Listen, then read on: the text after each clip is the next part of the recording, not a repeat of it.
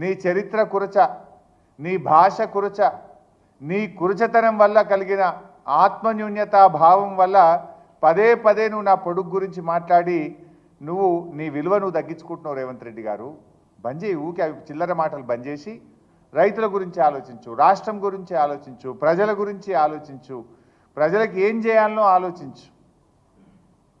నేను తాటి చెట్టు అంతా ఎదిగినా అని మాట్లాడుతున్నావు. అవును ఎదిగిన, తప్పేమన్నా, దేవుడు ఇచ్చిండు నాకు. నువ్వు వెంపల చెట్టు అంతా కూడా ఎదగలే కదా, నీకు దేవుడు గంతే ఇచ్చిండు. ఊకే దాని గురించి మాట్లాడితే ఏమొస్తుంది? ఒక ముఖ్యమంత్రిగా రాష్ట్రంలో ప్రజలకు మేలు చేయడం గురించి మాట్లాడు. నీకు ప్రజలు ఒక గొప్ప అవకాశం ఇచ్చిండ్రు, అది పనిలో రూపించు. ఇవాళ ఆయన మళ్ళీ మాట్లాడుతూ ఏమంటాడంటే రుణమాఫీ నేను పూర్తి చేసినా అని మాట్లాడు.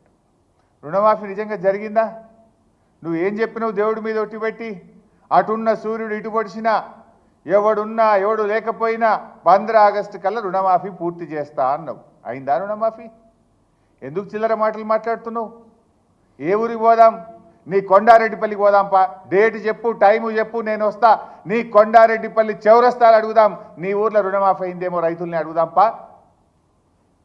లేదు నేను చెప్తా, ఇగో నేను మా ఊర్లో నా నియోజకవర్గంలో తయారు చేయించిన సిద్దిపేట రూరల్ మండలం వెంకటాపూర్ గ్రామం ఇంటింటికి పంపించి నేను సర్వే చేయించిన.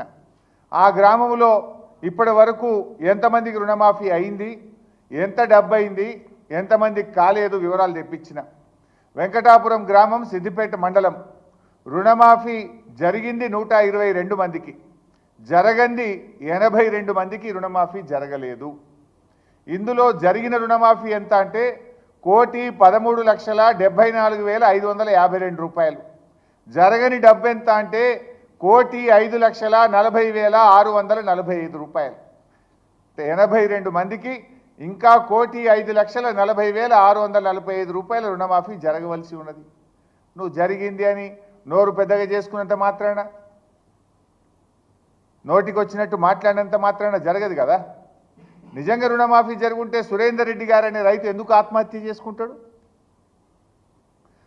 ఆ రైతు ఆత్మహత్య కారణం నువ్వు, నీ ప్రభుత్వ విధానాలు, నీ ఫెయిల్యూర్. అది సురేందర్ రెడ్డి గారి ఆత్మహత్య ప్రభుత్వ హత్య. రేవంత్ రెడ్డి ముఖ్యమంత్రిగా ఫెయిల్యూర్ కావడం వల్ల జరిగిన హత్య అని నేను చెప్పక తప్పడం లేదు. నువ్వట ఇచ్చిన మాట నిలబెట్టుకున్నావు. యాడ నిలబెట్టుకున్నావు? అయిందా రుణమాఫీ? రాష్ట్రంలో 42 లక్షల మంది రైతులకు 31,000 కోట్ల రూపాయల రుణమాఫీ జరిగేది ఉంటే మీరు చేసింది నీ ముఖానికి 17,000 కోట్లు. సగం మంది రైతులకు కూడా రుణమాఫీ చేయలేదని నువ్వే చెప్తున్నావు. ఇంకా నీ సిగ్గుగా నా గురించి మాట్లాడే నైతికత ఎక్కడిది? దొంగతనం చేసిన దొంగనే దొంగ దొంగ అన్నాడట. నువ్వు రైతుల్ని మోసం చేసింది నువ్వు, మాట తప్పింది నువ్వు, రుణమాఫీ చెయ్యంది నువ్వు, ఇంకా నా గురించి మాట్లాడతావా? నన్ను పట్టుకొని సన్యాసి, ఏం మాట నిలబెట్టుకున్నావు సన్యాసి అని నేను అనరాదైంది. నాకు మాట తప్పిన సన్యాసి, మోసం చేసిన సన్యాసి అని 100 సార్లు అనగలుగుతాను నిన్ను. కానీ నాకు సంస్కారం ఉన్నది. నువ్వు ఎన్ని అబద్ధాలు ఆడినావు?